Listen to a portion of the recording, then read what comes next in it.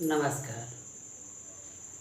मैं हूँ विनोद सिंह चैनल से एक नए गीत के साथ। आप वीडियो को पूरा देखें फिर विचार करें।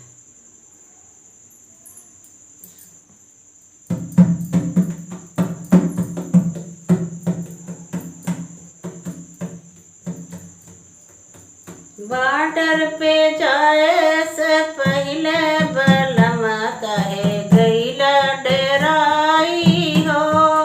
बॉर्डर पे जाए से पहले बलम कहे गईला डेराई हो।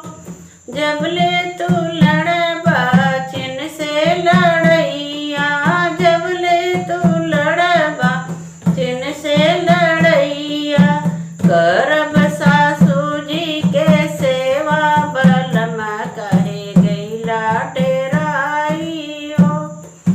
करब सासू जी के सेवा बलम कहे गईला डेराई हो।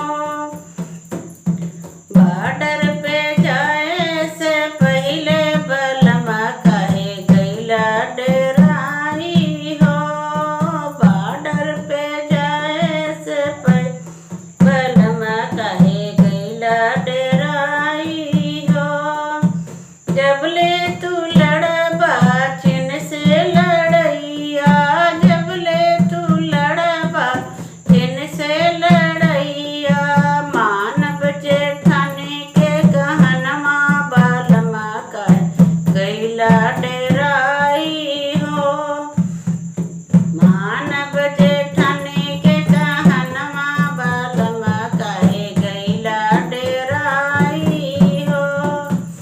बॉर्डर